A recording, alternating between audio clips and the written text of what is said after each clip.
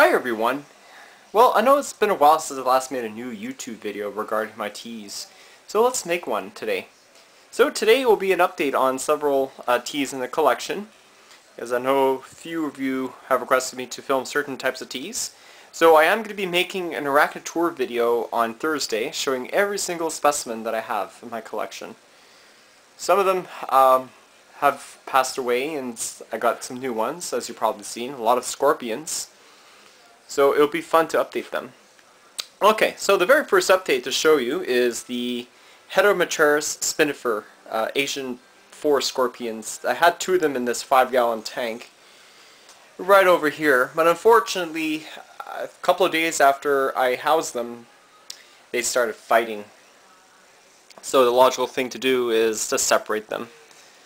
So this is what an Asian forest scorpion is, Heterometeris spinifer.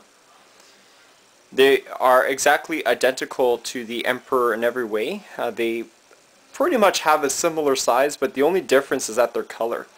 The H. spinifer has sort of like a green bluish tinge all over their body, whereas an emperor generally are a little bit slightly larger, around 7 to 8 inches, and are jet black. But they're really cool to own. And this one here is likely an adult female.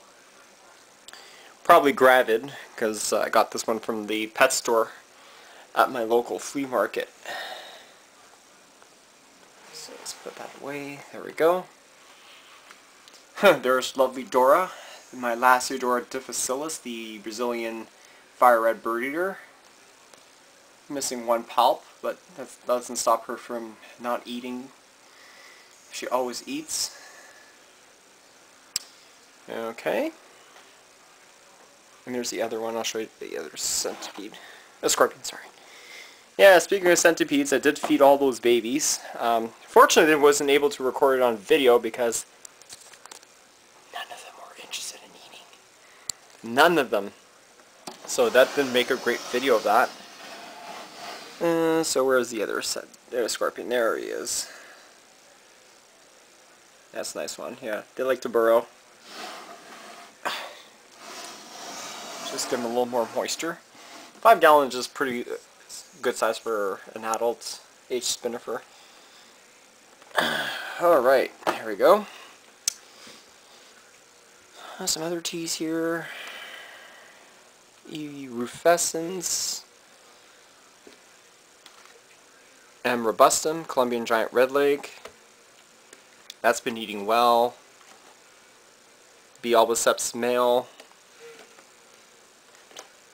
Some of the scorpions that I recently got last week.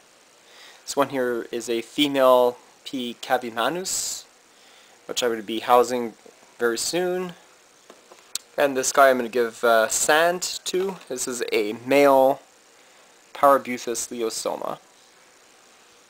Alright, now for Shane Heckman's request, last thing is 2 more molts to show you. It is my OBT sac that you've probably seen in last week's feeding video. So there it is. That's what it looks like. This is about a week since I've noticed that the sac was made.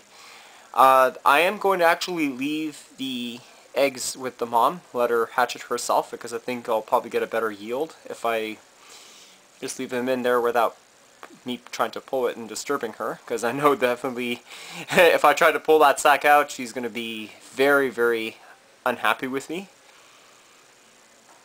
So you probably see in her enclosure she barricaded herself, so she really doesn't want to be disturbed. So at this point, when teas have egg sacs, just best not to disturb them. Just make sure that she has plenty of water and you're going to do fine. Here is the Elfracta.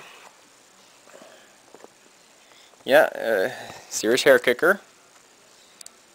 Still in pre-molt. You can right away tell by the dark bald spot on her abdomen. There we go. Whenever you see that, that means your tea is in pre-molt.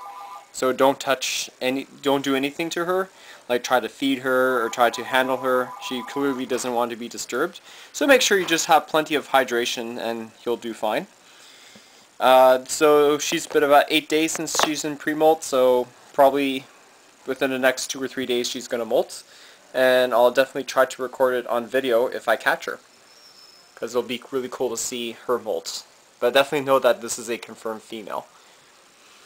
And lastly, 2 updates to share you. 2 lovely molts from my thrixo P.ultramarinus, the Chilean green velvet that I got from Sturmy76. Let's have a look at that one. Now this one here would at least be an immature male, because I did ventral sex him, not quite well, because it is pretty small. So far it's about slightly under 2 inches. Let me just get him out of there so you can see what he looks like. I might call him Jan after you stir me.